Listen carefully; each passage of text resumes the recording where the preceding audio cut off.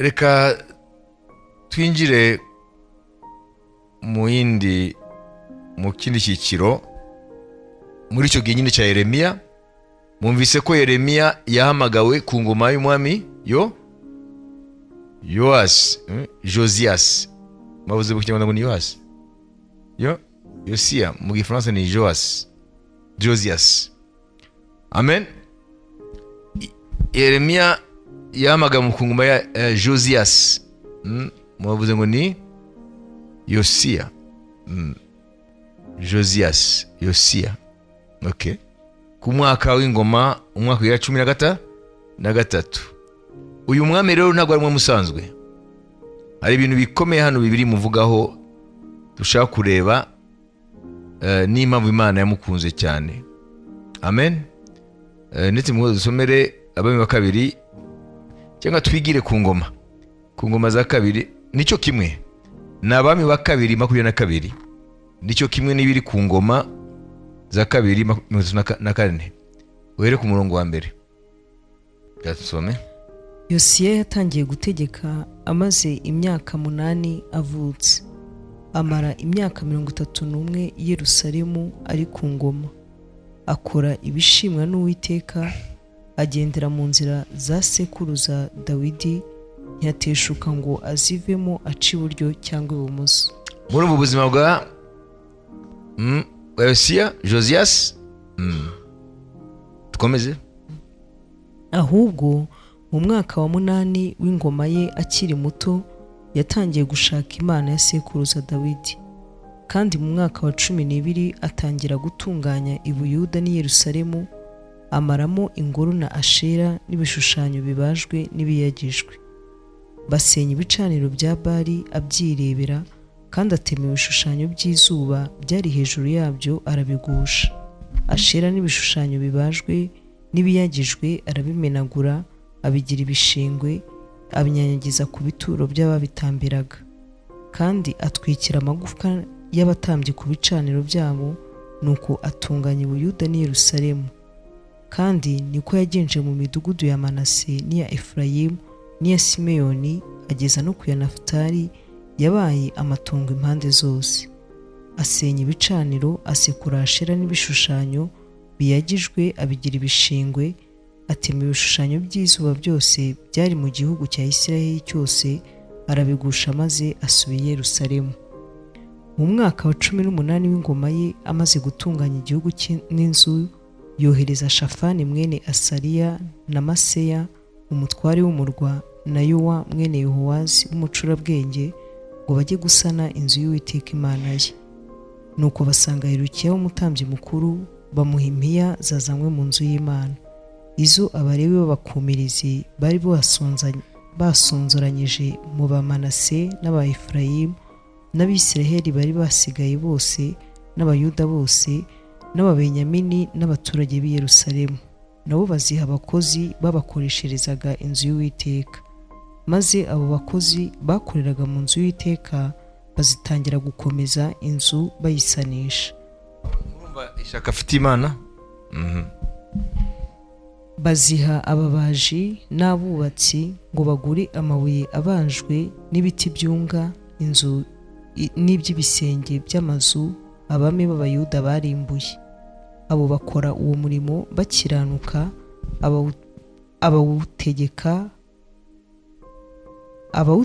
Abawutegekaga babakoresha ni aba Yahati na Obadiya. Amen. Tugende kuri 14. Nuko ubwo basohoraga impiya zazanywe mu nzu y'Uwiteka, Hilukiya w'umutambyi yubura igitabo cy'amategeko y'Uwiteka yazanywe na Mose. Hilukiya abwira Shafani umwanditsi ati, nubuye igitabo cy'amategeko mu nzu y'Uwiteka. Hilukiya ahera ko agiha Shafani. Shafani agishyura umwami, kandi ajya no kubwira umwami inkuru ati, ibyo ni by'abagaragu bawe bategetswe barabikoze byose. Kandi basohoye impiya zari ziri mu nzu y'Uwiteka baziha abakoresha n'abakozi. Maze Shafani w'umwanditsi abwira umwami ati, Hilukiya w'umutambyi ampaye igitabo. Shafani ahera ko agisomera umwami. Umwami yumvise amagambo y'amategeko ashushimura imyambaro ye. maze umwami ategeka Hilukiya na Yehoyakimu mwene Shafani na Abdoni mwene Mika na Shafani umwanditsi na Asaya w'umugaragu w'umwami ati nimugende mumbarize Uwiteka mubarize n'abasigaye mu Bwisiraheli n'i Buyuda iby'amagambo yo muri iki gitabo cyubuwe, kuko uburakari bw'Uwiteka bugiye kudusukwaho ari bwinshi, kuko basogokuruza bacu batitondeye ijambo ry'Uwiteka ngo bakore uko byanditswe muri iki gitabo cyose. Mbere yuko tuza kureba aho bagiye kubaza ijambo ry'Uwiteka, amen, murabona ko uyu mwami w'Ubuyuda Yose, amen, yatangiye kugira ishyaka ry'Imana ye ari muto. Yari afite imyaka 8 agiye ku ngoma. Il avait 8 ans. Yategetse Yerusalemu imyaka 31. Ariko barabona ko amaze imyaka 8 ari ku ngoma, ni kuvuga ngo afite imyaka 16. Ishyaka rye riba ryinshi. Ni kuvuga ngo afite 8 nibyo bita regence. Ntabwo ari wabategeka buriya. Cyo kuba ari nyina. Amen. Ni kuvuga ngo baramutegeka kuza aho azakura. Ariko afite imyaka 16 ishyaka rirazamuka. Gusenya ibigirwamana mu gihugu. Noneho kongera kubaka ingoro y'Imana. Kubera iki? Kubera yuko mbere ye Uwiteka bari bamuretse. Bari barateye umugongo Imana. Ya miryango 10 ya Isirayeli yatuye amajyaruguru mu mugwa mukuru Samariya, bo bari bararetse Imana mbere. Ingaruka zabo umwami wa Ashuri arabatsemba, nako arabafata abatwara mu gihugu cye. Mu mwanya wabo azana abaturage be ari Basamariya bavugwa muri Bibiliya mu Isezerano Rishya. Hasigara ubwami bw'Ubuyuda. Ubwami bw'Ubuyuda nabwo burangiza nabwo bukurikiye inzira za bene wabo bagize imiryango 10 ya Isirayeli. Imiryango 10 yorumva ko yamaze gutwarwa, babaye deporté, batwarwa muri Ashuri. Amen. Baragenda muri Ashuri.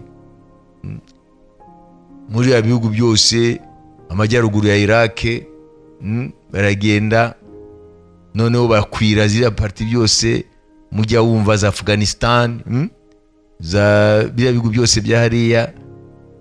Bagiye rero bagera bapotera hariya.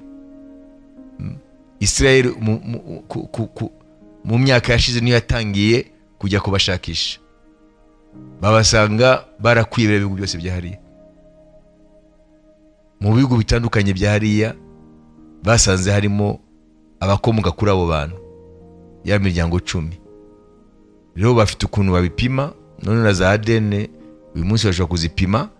Bagiye bareba ukuri ko abantu bose bavuga ko bakomoka kuri imiryango 10 yatwawe muri kiya gihe bagomeraga Imana, noneho bagatwarwa muri Ashuri. Rero hariho gahunda yo kubagarura abakomoka kuri abo.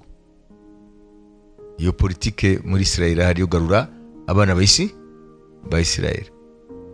Ntabwo bapfa kuvuga ngo ndaje umuntu wese ari ipimo, baragupima. Pima ADN bagapima buri kintu cyose. No muri Ethiopia baje kubafata murabizi.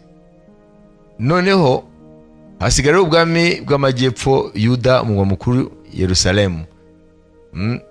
Bwari bugizwe na Benyamini na Yuda, ariko mbere yuko baba deporté ya miryango 10 itwarwa, bamwe babonye ubuhenebere buri mu gihugu cy'amajyaruguru, no kuvuga Isirayeli igizwe n'imyaka 10 na mugwa mukuru ya Samariya, bari manukiye hehe i Buyuda, kubera yuko ingoro y'Imana ariho iri Yerusalemu. Bivuga ngo rero wa mwami wa Ashuri yaje kubatwara, deja bamwe muri iyo miryango 10 baramucitse, baramanutse hariya i Buyuda. Bivuga ngo ba bantu bagiye Babuloni nyuma nabo i Buyuda hagezweho ko naho hafatwa ntago bari mu miryango ibiri gusa ya Yuda na Benyamini, bari no muri ya miryango yose, kuko bari baravuye bamwe mu majyaruguru. Ababisirayeli b'ukuri uno munsi, abayuda les juifs bari uno munsi hariya muri Isirayeli, ushobora kubabona mu miryango yose ya 12 ya Isirayeli. N'abandi bagihunguka kubera ibibazo biragenda bivuka ku isi byo kwanga abayahudi. Noneho ku ngoma rero, amen, ya Yose rero, habaye ububyutse buturutse kuri uyu mwami, kandi umutambyi mukuru yitwaga Ilkija mu Gifaransa ari bamuse gute? Ilkia. Umutambyi mukuru yitwaga Ilkia. Kandi umenye ko Yeremiya avuga ko ise ni Ilkia. Kandi murabona ko ku ngoma ya Yose, Yeremiya niho atangiye umurimo we. Nivuga ngo Yeremiya ari ku ngoma ya Josias, kandi umutambyi mukuru yitwa Ilkia, kandi Yeremiya avuga ko ise yitwa Ilkia, umutambyi Anatoti. Mwayigurikiye? Hanyuma noneho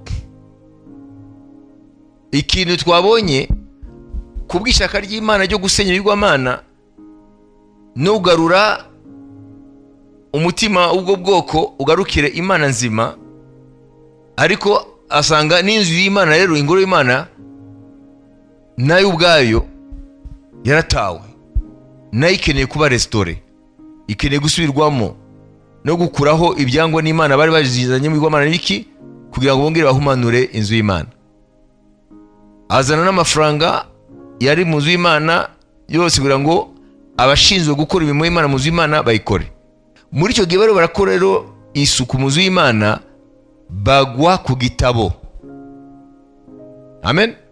Baguye ku gitabo, kumena icya gitabo cya Mose cyanditswemo amategeko y'Imana. Numva ibaza igitabo cy'Imana, igitabo cya Mose cyari mu bishingwe. Umva ubuzima bw'umukara bumeze gute? Igitabo cya Mose cyari mu bishingwe. Iyo umuntu amaze gusubira inyuma, ugiye kumureba, nuko umusigaye mufite Bibiliya mu telefone, iyo umuntu amaze gusubira inyuma akafite Bibiliya nk'iyanjye, uzamumenya yuko Bibiliya ntazaho aho iri, kuko ntabwo aherutse kuyisoma. Nuko iba yagiye mu bishingwe. Ni sinyi ikomeye yuko umuntu mu buryo bw'umwuka yasubiye inyuma. Amen. Iyo umuntu atakisoma Bibiliya kandi yitwa ngo umukristo, nta yindi diagnostic ikenewe, nta kindi gipimo, uwo muntu yaraguye, yarasubiye inyuma. Murakurikira? Igitabo cy'Imana cy'amategeko y'Imana cyanditswe na Mose bagikuye mu bishingwe. Satani arabizi ko ijambo ry'Imana ricyakitaweho n'umwijima we uyobora ubuzima bw'abantu. Bazamenya amategeko y'Imana gute kandi batayasoma? Noneho bakibonye rero, uyu rero Ilkia rero aravuga ngo uyu Shafani umwanditsi, amen, haleluya, arashaka rero amutume ku mwami Josias, amubwire iyo découverte, amubwire icyo babonye. Au moment où l'on sortit l'argent qui avait été apporté dans la maison de l'Éternel, le sacrificateur Ilkija trouva le livre de la loi de l'Éternel donné par Moïse. Alors Ilkija prit la parole et dit à Shaphan, le secrétaire, j'ai trouvé le livre de la loi dans la maison de l'Éternel. Ngo nabonye igitabo cy'amategeko y'Imana cyanditswe na Mose mu nzu y'Imana. Noneho ahari uyo mwanditsi Shaphan, sibyo, ngo icyo gitabo agishira umwami. Nete mubona dusomera hariya ku murongo wa 16. Shafani agishyira umwami, kandi ajya no kubwira umwami inkuru ati, ibyo abagaragu bawe bategetswe barabikoze byose. Amen. Amen. 18. Maze Shafani w'umwanditsi abwira umwami ati, Hilukiya w'umutambyi ampaye igitabo. Shafani ahera ko agisomera umwami. Amen. Umwami ntabwo yavuze gusa ngo mu gishyira hariya. Shafani umwanditsi agisomera umwami. Ruvuga ngo n'umwami ubwe yavutse mu gihe cya gitabo kitagikoreshwa, ahubwo kibarizwa mu bishingwe, kuko nibo gamene nawe yumva amagambo ari mu gitabo cy'Imana. Wumve rero ukuntu byagenze amaze kumva amagambo ari mu gitabo cy'umwami Mana cyanditswe na Mose, Amateka y'Imana kuri 19:20 umanuke. Umwami yumvise amagambo y'amategeko ashishimura imyambaro ye. Maze umwami ategeka Hilukiya na Ahikamu mwene Shafani na Abdoni mwene Mika na Shafani w'umwanditsi na Asaya umugaragu w'umwami ati, nimugende mumbarize Uwiteka, mubarize n'abasigaye mu Bwisiraheli n'i Buyuda iby'amagambo yo muri iki gitabo cyubuwe, kuko uburakari bw'Uwiteka bugiye kudusukwaho ari bwinshi, kuko basogokuruza bacu batitondeye ijambo ry'Uwiteka ngo bakore uko byanditswe muri iki gitabo cyose. Ayisabona rero ubuzima Abisirayeli n'Abayuda barimo ageranije n'amagambo ari mu gitabo cya Mose amaze kumva, abona ko rero ya magambo azasukwa umujinya, azasukwa ku bwoko bw'Imana nibuta amategeko y'Imana, abati karabaye. Ubu rero iyi situation ni turi neza mu by'Uwiteka yavuze ko bizakongeza uburakari bwe. Ako kanya aravuga ati rero uburakari bw'Imana buturiho, genda ujye kubaza umuhanuzikazi. Amen. Kuko ari umuhanuzikazi yabaga i Yerusalemu, ati Uwiteka atubwira icyo gukora kuko umujinya we urakomeye. 22. Nuko Hilukiya n'abo umwami yari ategetse basanga Hulida w'umuhanuzikazi, Hulida muka Shalumu mwene Tukihati mwene Hasira umubitsi w'imyambaro, kandi uwo mugore yaturaga i Yerusalemu mu gice cyawo cya kabiri, maze baramutekerereza. Noneho baragenda rero basanga umuhanuzikazi wa Yerusalemu. Haleluya. Uyu Hulida wa Yerusalemu bamutekerereza igico gitabo batoye mu nzu y'Imana, mu ngoro y'Imana Yerusalemu, mu gihe bari barakora isuku yayo kugira ngo isanwe. Bagisomeye umwami, none umwami yashimuye imyenda ye kuko yumvise yuko amategeko y'Imana barayataye, umujinya w'Imana uzabarimbura. None adutumye ngo tukubaze ngo ubarize Imana ibyo Abisirayeli basigaye n'Abayuda uko twakira umujinya w'Imana. Umva rero umuhanuzikazi icyo yashubije. 23. Arabasubiza ati, Uwiteka Imana ya Isiraheli ivuze ngo, mugende mubwire uwabantumyeho muti, Uwiteka aravuga ati, umva, nzateza ibyago aha hantu n'abaturage baho, bateze n'imivumo yose yanditswe mu gitabo basomeye umwami w'Abayuda. Kuko umwami w'Abayuda bamusomeye byose. Kuko banyimuye bakosereza izindi mana imibavu ngo bandakarishe ibyo bakoresha amaboko yabo byose. Nicyo gitumye uburakari bwanjye bukongerezwa ahantu ntibuzimwe. Ariko umwami w'Abayuda wabatumye kumbaza mumubwire mutya muti, Uwiteka Imana ya Isiraheli iravuga ku magambo wumvise iti, kuko umutima wawe wari woroheje ukicisha bugufi imbere y'Imana, wumva amagambo yayo ivuga kuri aha hantu. Tukiraho Imana iravuga ngo biriya byanditswe muri icyo gitabo basomeye umwami. Nuvuga ngo amfite ibindi ni ibitabo byanditswe namo na Mose. Niyo twakwita Bibiliya y'icyo gihe. Biriya bitabo bitanu byose bigize amagambo y'Imana mu gitabo cy'Itangiriro.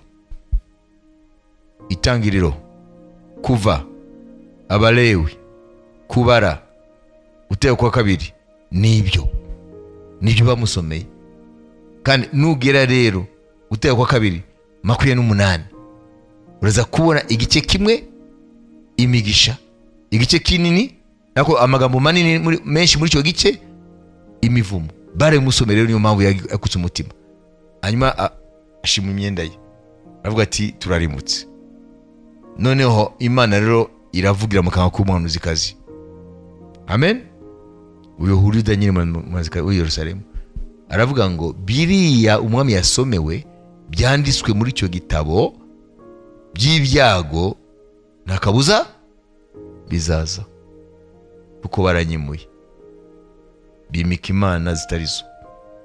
Ngo ariko mubwire uwo uriya muga mu Fransa baravuga ngo mais vous direz au roi de Juda qui vous a envoyé pour construire l'éternel, muzabwire umwami w'Uyuda yabatumye kubaza Uwiteka.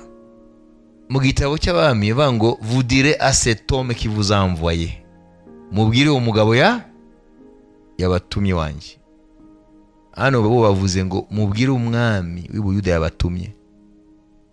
Igitabo cy'abami bya bitabo bibiri by'abami na bya bitabo bibiri byo ku ngoma mu ntangiriro byari igitabo kimwe.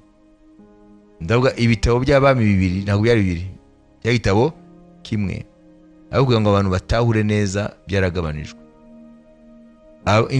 Ingoma za Meza wa kabiri cyari igitabo kimwe, ariko kugira ngo abantu basobanukirwe aho bitandukanye nini, kuko ni bimwe bigaruka ariko ari itandukaniro. Kubera ko biriya bitabo by'abami bivuga amateka ya Isirayeli, haleluya, ariko nk'uburyo bwo kuraporta bwo kuvuga byose nk'uko umunyamateka yakwandika ibintu uko byakabaye. Ariko ku ngoma, ibitabo byo ku ngoma byanditswe mu buryo bw'umwuka w'abatambyi, bibanda ku ruhande rwera rw'amateka y'Imana. Bayibise ntabwo ari gusa l'œuvre d'historien, ariko habaye kwitaho ku mateka yera, la sainte histoire. Murakurikira? Na niyo mpamvu hariya mu gitabo cy'abami uwo murongo uravuga ngo uriya muhanuzikazi, haleluya, Hulida yarababwiye ngo mubwire uwo mugabo yabatumye gusiguza Uwiteka. Ariko hano ku ngoma ngo mubwire umwami w'Abayuda yabatumye. Difference murabona? Bivuga ngo hano bagumana icyo kintu kibyera. Amen. Alors que mu bami nubwo byose ariko byakabaye, ariko umwanditsi w'igitabo cy'abami nabwo ikombere cyari igitabo kimwe. Amen. We Imana yaramukoresheje kwandika amateka uko yakabaye, atita kuvuga ngo ni amateka yera, l'histoire sainte. Ariko ibyo ku ngoma byanditswe muri perspective ya histoire sainte. Bayumvise? Niyo mpamvu umurongo umwe mu bami n'umurongo uwo murongo nyine mu ku ngoma hari yavuze kugera ubwire uwo mugabo wabatumye, ariko hano kugera ubwire umwami w'Abayuda. Murumva difference? Amen. Haleluya. Ni ngo tuvuge wowe abantu babiri bavuga ibintu bimwe ku muntu umwe, ariko umwe akabivugana tuvuge ikinyabupfura n'urugero, undi akavuga uko byakabaye ariko atarushamo ikinyabupfura. Nta n'umwe ubeshya muri bo, ariko urumva ko approach yakoreshejwe yatandukanye. Wabyumvise? Niyo mpamvu uzasoma bimwe mu bami, bya bindi nyine mu bami bikavugwa ku ngoma, ariko approche ikaba itandukanye. Wabyumvise? C'est la même histoire, approche zitandukanye. Uko umutambyi yakwandika amateka n'urugero, ntabwo ariko uwundi muntu wese uwo mu Bisirayeli yakwandika. Vous avez compris? Noneho ngo genda ubwire umwami w'Ubuyuda yabatumye aya magambo, ati kubera yuko wumvise amagambo y'iki gitabo, umutima wawe ukaca bugufi, ukaba brisé, ukamenekera Imana, agahinda ko mu buryo bw'umwuka kagufata yuko mwahemutse. Amen. Ngo dore rero ibyo mubwira uriya mwami watumye ari ubuhanuzi ku bwoko bwose bwatanzwe, nta kabuza umujinya uzasukwa. Ariko no hari n'ubuhanuzi ku muntu ku giti cye, umwami wabatumye. Nkiraho bitwigisha iki? Imana ireba umuntu wese ukuntu abanye n'ijambo ryayo. Nimba ijambo ry'Imana ritajya rigukoraho, Imana irabimenya. Nimba ijambo ry'Imana rijya riguhindisha imishitsi, Imana irabimenya. Kandi ukuntu Imana izagutereta biturukana n'ukuntu ijambo ry'Imana ubanye naryo. Imana ihabwa icyubahiro. Kuko umutima wawe wari woroheje ukicisha bugufi imbere y'Imana, wumva amagambo yayo ivuga kuri aha hantu n'abaturage baho, ukicisha bugufi imbere yanjye, ugashishimura imyambaro yawe, ukandirira imbere, nanjye ndakumvise, niko Uwiteka avuze. Izamukorera iki? Nuko nzagusangisha ba sogokuruza, ushyirwe mu mva yawe amahoro, kandi amaso yawe ntazareba ibyo byose nzatera aha hantu n'abaturage baho. Nuko baragenda babwira umwami ubutumwa. Amen. Mwabyumvise? Ni ukuvuga ngo Imana ibonye umutima w'umwami Josias, ikabona ukuntu yamenetse imbere yayo, brisma, Imana mu isezerano ry'iherezo ryiza. Iherezo ryiza ryawe ntago ripfa kwikora, rituruka uko wowe ufata ijambo ryayo, ukuntu ubana naryo. Amen.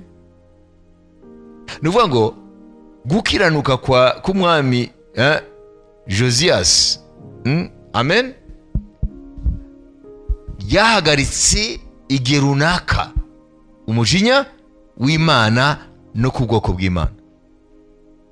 Ni ukuvuga ngo rero twebwe abahinda umushitsi ku ijambo ry'Imana, tugashaka Imana n'imitima Imana ibona ko nta buryarya, imitima imenekeye Imana, hari ibintu byinshi bibi byakisutse ku bantu bihagarikwa.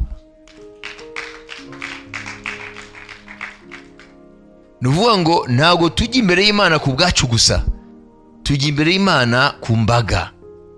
Ariko kandi noneho mu buryo bw'umwihariko hari ibyo Imana iduha, hari ibyo Imana idusezeranya, hari ibyo Imana izakora mu buryo bw'umwihariko ku bashaka Imana.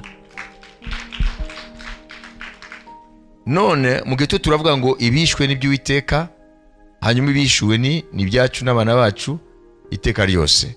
Ni ukuvuga ngo rero uyu mwanya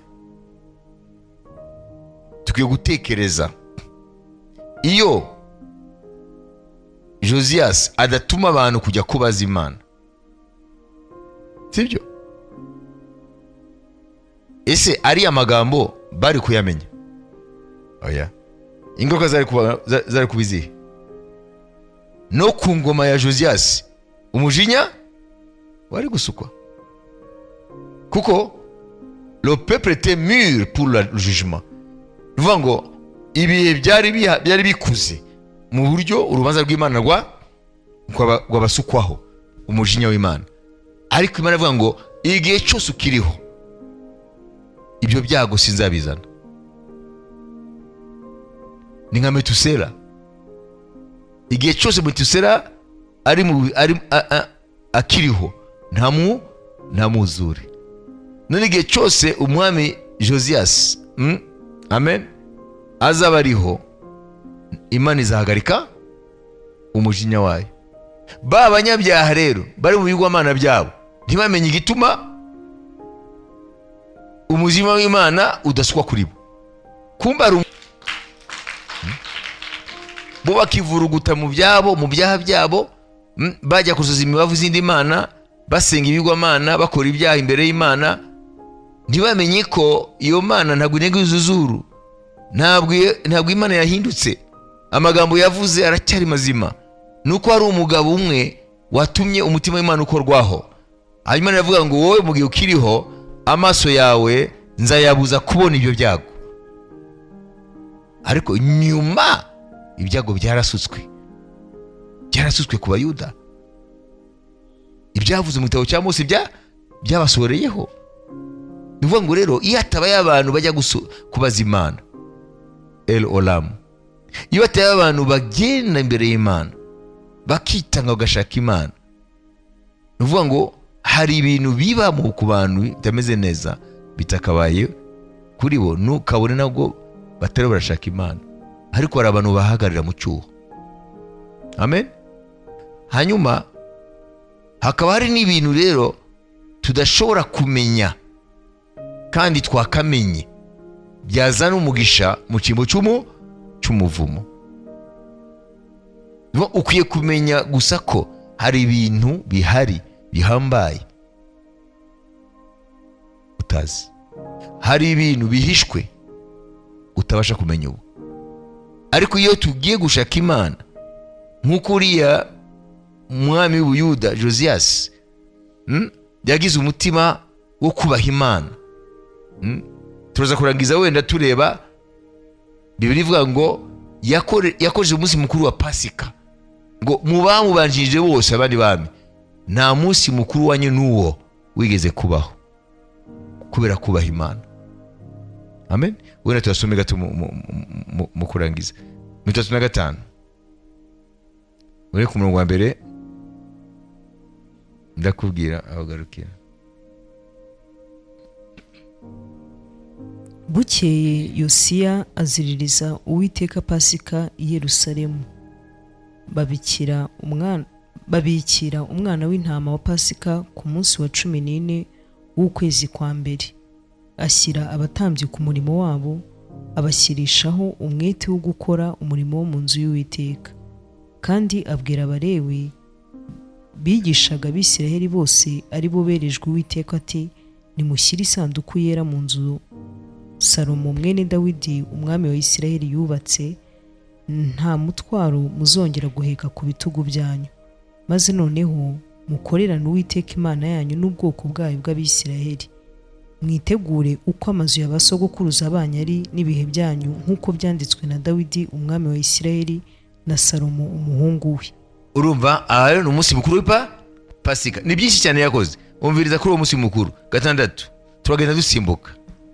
Muhereko mubikire umwana w'intama wa Pasika, mwiyeze mwitegurire bene wanyu, mukurikize ijambo ry'Uwiteka ryavuzwe na Mose. 7. Maze Yosiya aha abantu bari bahari bose abana b'intama n'ab'ihene bo mu mikumbi byo kuba ibitambo bya Pasika. Umubare wabyo wari inzovu 3 n'amapfizi. Mwumve ibitambo byatambwe. Ibyo byose byavuye mu matungo y'umwami. Umwami niwe yatanze ibyo. Amen. Hanyuma bakatubwira rero ku byabaye uwo munsi. Uwo munsi ukuntu wari umaze n'ukuntu ibintu byari bimeze n'ibirori n'iki kuri iyo Pasika. Baratubwira hano kuri 18. Kuri 18. Icyo gihe Abisiraheli bari bahari baziririza Pasika n'iminsi mikuru 7 y'imitsima idasembuwe. Mu Bisiraheli ntihigeze kuziririzwa Pasika nk'iyo uhereye mu bihe by'umuhanuzi Samweli. Kandi nta mwami mu bami ba Isiraheli waziririje Pasika ihwanye n'iyo Yosiya yaziririje afatanije n'abatambyi n'abarewi n'abayuda bose hamwe n'abisiraheli bari bahari n'abaturage b'i Yerusalemu. Amen. Amen. Murumva ibyaranze Yosiya? Amen. Uwo n'umutima Imana yashimye. Ibyo yabitewe n'ishyaka afitiye Imana ye. Asenya ibyigwa Mana. Imirimo yo gukiranuka byose arayikora. Agarura ubwiza mu nzu ye y'Imana. Imana ibona ko afite umutima wo kwishaka, itimuhuza n'igitabo cyayo, kugira ngo noneho ayishakane umucyo w'ijambo ryayo. Amen. Bizihiza iminsi mikuru Mose yategetse, abikora mu buryo atigeze na rimwe. Amen. Akora ibintu biri minable, ibintu biciriritse. Ntabwo yari afite culture de la médiocrité, yari afite culture ya excellence. Niyo mpamvu Bethel devise muzajye mwibuka, Jésus mérite l'excellence. Uyu mwami Yosiya yari afite culture ya excellence. Amen. Mu buryo ngo nta mwami n'umwe mbere ye, kuva kuri Samuel, amen, umuhanuzi Samuel, nta mwami n'umwe yigeze akora pasika nk'iyo. Haba mu byatambwe, haba mu birori, haba mu byishimo, haba mu mutima unezerewe Imana, byose kandi byakozwe bisunze ku inyuguti ku yindi amategeko ya Mose. Niyo mpamvu rero bene data, uyu munsi wa mbere wo gutangira amasengesho, amen, yo kujya imuhengeri mu kumenya imigambi Imana idufitiye no gwishyurirwa imbaraga zayo ziyisohoza. Haleluya. Tukwiye kumenya ko hari ibihishwe, hari ibintu bihambaye kugeza ubu biraho, ariko ntibishobora kwimanura ubwabyo. Bikeneye ko hagira abantu b'intwari bavuga bati Imana nimba iriho ikwiye gushakwa. Nimba Imana itubwira mu ijambo ryayo ko dukwiye kuyishakana umwete, tugashaka imitima yacu yose, ni ngombwa tukwiye kubikora. Nta kabuza ibihishwe by'Imana ngo kuri twe tuyishaka bizaba bishwe kuri twe, kandi bifite imbaraga mu guhindura amateka yacu ya none, y'ejo n'amateka y'iteka ryose. Imana yabwa icyubahiro. Uyu munsi rero wa mbere rero umenye yuko ntabwo Imana yakoreye Yose ibyo yahindutse, iracyari ya Mana, ariko ikubonemo, imbonemo, itubonemo umutima wa Yose. Imana ishimwe. Hanyuma Imana ibyo yabwiye Yeremiya ngo nyambaza, nanjye ndakwitaba ngo usubize, nkwereke ibihambaye, ngwishurire ibisho utabasha kumenya. Ibyo byose rero birahari, kandi turizera ko muri iki cyumweru, amen, tuzabona ibintu bihambaye mu buzima bwacu, no mu buzima bw'abantu dusengera, no mu buzima bw'itorero, no mu buzima bw'abantu bose duhagarariye mu cyuho.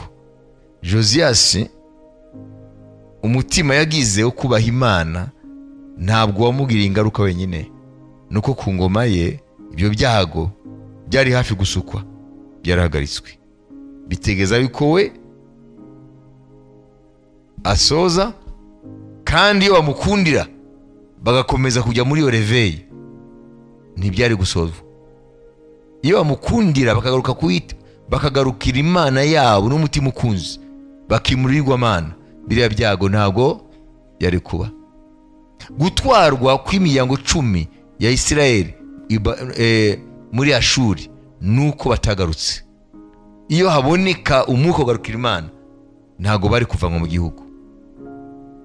Ya miryango 2 yari isigaye, Yuda na Benyamini, ari ubwami bw'Ubuyuda, iyo bagarukira Imana n'imitima yabo yose, Nebukadinezari, Babuloni, ntabwo yari kubatwara mu bunyage.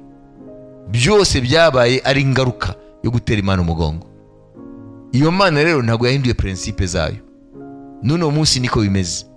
Nitugarukira Imana n'imitima yacu yose, ni ngombwa turahagarika umujinya w'Imana. Imana ihabwa icyubahiro. Amen. Nitugarukira Imana n'imitima yacu yose, ni ngombwa iby'Imana ibitse tutabona bigenewe abatubaha Imana, Imana irabihagarika. Tuvuga ngo amasengesho afite ubushobozi iyo asenzwe n'umutima wejejwe, umutima wubaha Imana, umutima haleluya umeze nk'umutima wa Josias. Ni ngombwa Imana irahagarika ibyo yashaka gukora bibi. Bibi ni ukuvuga ibyago by'abatubaha Imana. Imana ikintervena, ikazana mu mugisha mu kibo cy'umuvumo, ikazana umucyo mu kimbo cy'umwijima. Niyo mpamvu rero nshaka kubabwira ngo iki cyumweru ni cyumweru cyo guhagarara imbere y'Imana, dusaba Imana kugira ngo Imana iduhishurire imigambi yayo myiza idufitiye. Amen. Nk'aya migambi yabwiye abayuda igihe bari Babuloni, yuko nubwo batwawe ari imbohe ariko bamenye ko iki bafite imigambi myiza. Amen. Yeremiya 29:11. Hanyuma dusozaho. Erega nzi ibyo nibwira nzabagirira, ni amahoro si bibi, kugira ngo mbareme umutima w'ibyo muzabona hanyuma, niko Uwiteka avuga. Amen. Ni ukuvuga ngo Imana ntabwo yo inezerwa no gusuka umujinya. Imana inezezwa no kugira neza. Ngo imigambi ifitiye abayuda kandi barayihemukiye, ngo nubwo batwawe i Babuloni kumara imyaka 70, ariko ngo ni imigambi myiza y'amahoro no kuzabaha ibyiringiro mu gihe cyabo kizaza. Natwe rero bene data niko bimeze. Ntabwo dushobora gushaka Imana, amen, nkuko umwami Josias yayishatse hanyuma ngo ibintu bigume uko biri. Ni ngombwa tukiye kubona impinduka mu buzima bwacu no mu buzima bwabo duhagarariye mu cyuho. Ariko ikintu cya mbere ukwiye kumenya, shaka umutima nk'uyo wa Josias. Shaka uwo mutima, umutima windi umushitsi imbere y'ijambo ry'Imana, umutima wumva ko kugomera Imana ntibikwiye gutuma usinzira. Kuba mu buzima kugomera Imana ntibikwiye kugutuma utabura ibitotsi. Umuntu akagize ibitotsi akaryama neza, ni umuntu azi yuko afite ubuzima bunezeza Imana, aragendera mu bushake bw'Imana. Ariko mu gihe wamenye Imana hanyuma ukaba uzi ko uri mu buzima butesha Imana icyubahiro, hanyuma ukidibamira ukumva yuko nta kibazo, wowe uri muri danger. Niyo mpamvu rero uyu mutima nk'uyu w'umwami Josias ni ngombwa, ukwiye kuturanga mu gihe dushaka kubona impinduka, haba mu buzima bwacu, haba no mu buzima bwabo duhagarariye mu cyuho. Ndifuza ko amaso yanjye abona impinduka, nawe wifuze kubona amaso yawe abona impinduka, aho umugisha w'Imana uboneka mu bantu. Haleluya. Aho imigambi y'Imana myiza isozwa mu bantu. Haleluya. Uyu munsi rero ni umunsi wo gutangiza amasengesho. Twumvise umutwe uno munsi nuwe. Hari umutwe general, hari umutwe w'uyu munsi nuwe. Sinababwiye? Ujya wandika dusomere. Ari Ibihishwe by'Imana. Ubimenye byahindura amateka yawe yose, ya none, y'ejo hazaza n'iteka ryose. Amen. Urumva rero ni invitation y'Imana. Imana yaduhamagaye ngo tushake kumenya ibyo byishwe by'Imana, kandi Mose yatwankuraje ngo biramenywa, ngo bishwe n'ibyo Uwiteka Imana yacu, ngo ariko bishwe ni ibyacu n'abana bacu iteka ryose. None se bishurwa bivahe? Mu bihishwe. Amen. Mbere yuko bishurwa biba ari ibishwe by'Imana, ariko Imana ikatubwira ngo ntabwo ibyibikiyeyo, ahubwo irashaka abayishaka ngo ibahishurire, kandi ibishuye bihindura amateka. Amen. Breakthrough abantu bavuga perse ntayituruka, n'abantu bashaka Imana El Olam kugira ngo ibishwe byayo ibahishurire. Imana ishimwe. Bibiliya iravuga iki? Ngo Imana mu ijuru, ngo Imana ikishije iri mu ijuru ikareba mu isi, ngo urebe nimba hariho abanyabwenge bashaka Imana. Ese irababona benshi? Ahubwo benshi baza ko gushaka Imana no guta umwanya. Reka abo bantu tusoze abo bantu ngo bumve yuko gushaka Imana si guta umwanya. Imana ubwayo ngo iratangara ahubwo ko nta banyabwenge bayisha ngo uwishaka niwe yita umunyabwenge. Amen. Haleluya. Haleluya. Umunyabwenge imbere y'Imana ngo ninde? Nuwishaka. Amen. Ariya Zaburi 53 umurongo wa mbere tugeze ku murongo wa 3 no kuza kwa 4. Umupfapfa ajya yibwira ati nta Mana iriho, bononekaye bakiraniwe ibyo kwangwa urunuka ntawe ukora ibyiza. Imana yarebye abantu iri mu ijuru kugira ngo imenye yuko harimo abanyabwenge bashaka Imana, bose basubiye inyuma, bose bandurijwe hamwe, ntawe ukora ibyiza n'umwe. Amen. Amen. Bivuga ngo abantu benshi Satani yarabahumye, yabafashe mpiri, abayobora mu bujiji ngo gushaka Imana no guta umwanya. Ahubwo ngo Imana mu ijuru biratangara ko nta munyabwenge mu bantu ushaka Imana. Ngo umenye ko ibyahindura amateka yawe bifitwe nayo. Ibyahindura amateka yawe ya none yejo na iteka ryose bifitwe nayo. Ibyo byonyine byagutuma uyishaka. Reka dusoze twibaza, abantu bajya kubapfumu gushaka iki? Bagatwaraho n'amafaranga, bagatwaraho n'iby'umupfumu abategetsi.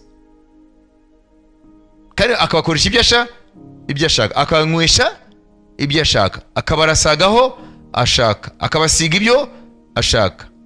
Baba bajya gushaka iki? Baba bajya gushaka ibyabayobeye. Bamba? Bajya gushaka ibyo bibaza ko byabakemurira ibibazo bikabaha ejo habo heza. Siko se? None se twebwe tuzi ko hari Imana nzima. Amen. Kuki twebwe tutayishaka? Nkuko abari mu mwijima bajya gushaka abapfumu. Sibyo? Nkuko abari mu mwijima bajya gushaka abapfumu, abahambaye bisi benshi bashaka abapfumu. Amen.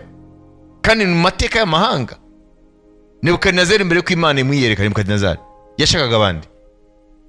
Mais il était entouré de magiciens, des sorciers, des enchanteurs, des devins. None se Balaam ninde yagiye kumushaka? Umwami Baraki.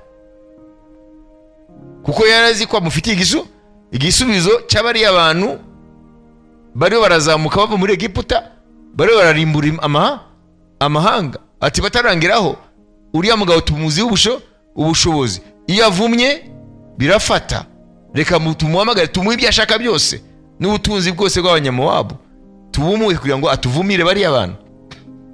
Bari abantu ni bande? Abisirayeli. Yumva? None umunsi iyo usomye amateka urabona ko ingoma zose z'abami mu mateka y'abantu kuva bari mu isi, kuva aho bateye Imana umugongo kuva muri Edeni.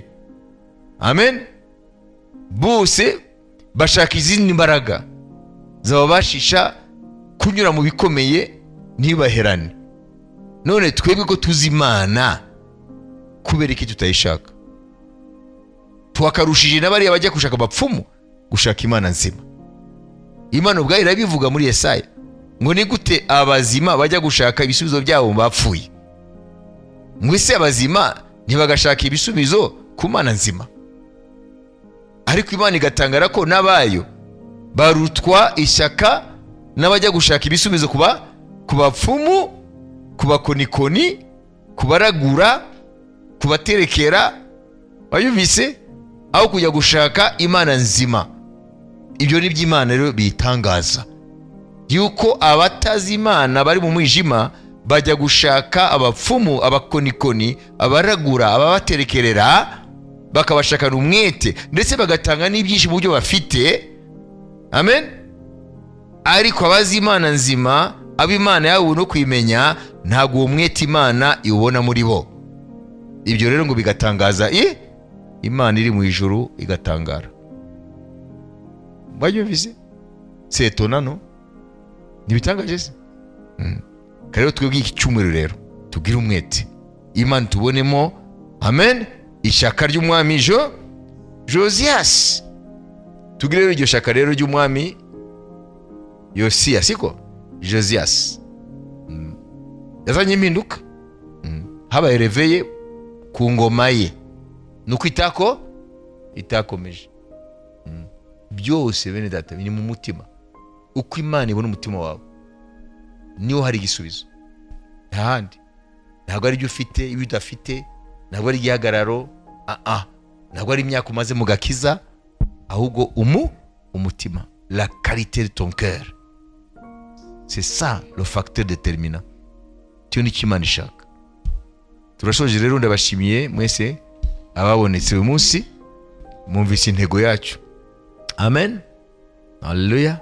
Kandi Imana, Dieu sera au rendez-vous. Amen. Imana ntabwo izazutenguha. Mwami, ndakweretse buri muntu wese. Narabikweretse mbere, namugitondo nabikweretse, n'ubu ndabikweretse. Buri muntu wese uri mu Amasengesho, yaba bari hafi n'abari kure, yaba abo dufatanije bagakurikira kuri internet, ariko bakaba ari muri iyi gahunda. Buri muntu wese wiyemeje kugushaka n'umutima ukunze, Mwami, umuhishurire ibihishwe bishobora guhindura amateka ye, umwereke ibihambaye atazi ubu, umuhishurire ibihishwe atamenya, kugira ngo bihindure amateka ya none, y'ejo hazaza, ndetse n'iteka ryose. Mu izina rya Yesu Kristo, iki cyumweru tubona impinduka mu buzima bwacu, mu miryango yacu, mu itorero ryacu, haleluya, ndetse no mu mahanga yose, mu bihugu byose bituye ku isi. Aya masengesho Mwami ntago twisengeye ubwacu. Umwami Josias ntabwo ingaruka zo gushaka Imana no kubaha Imana byagarutse kuri we gusa, byahagaritse umujinya w'Imana mu gihe cyose yari ku ngoma. Mu izina rya Yesu Kristo, ibi byo gushaka Imana ubirimo wese bimugireho ingaruka nziza, abona Imana nzima rero arashaka, habona imbaraga zayo, ashurirwa imigambi mufitiye, ayishurirwa ibihishwe, ayishurirwa ibihambaye atazi, kugira ngo ubuzima bwe butangire kubisingira no kubyizera, kandi imbaraga z'Imana zibisohoze mu buzima bwe. Mu izina rya Yesu Kristo, imbaraga z'Imana zintervene mu minsi yacu kubaho. Mu izina rya Yesu Kristo, imbaraga z'Imana zishenye imigambi y'abadayimoni. Mu izina rya Yesu Kristo, imbaraga z'Imana zihindura ubusa imigambi y'umwijima ku buzima bwacu, ku miryango yacu, ku itorero no ku mahanga. Mu izina rya Yesu Kristo no kuri Isirayeli, turatuye Mwami yuko twiyemeje gushaka amaso hawe, kubera ko ijambo ryawe turaryemera, yuko ibihishwa ari ibyawe, ariko ngo ibishuwe ngo ni ibyacu, twebwe abagukunda bagushaka, ngo n'abana bacu, ngo iteka ryose.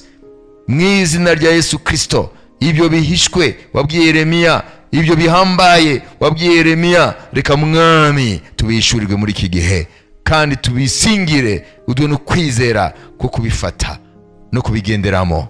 Mu izina rya Yesu Kristo, wishyaka abagushaka, ubaha umwete abagushaka, bakanguke mu buryo bw'umwuka, kandi banezerwe no gushaka Imana, nk'uko abantu bajya gushaka abapfumu bakabazigaho ibyahindura amateka yabo.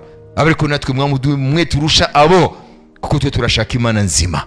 Mu izina rya Yesu Kristo, amen.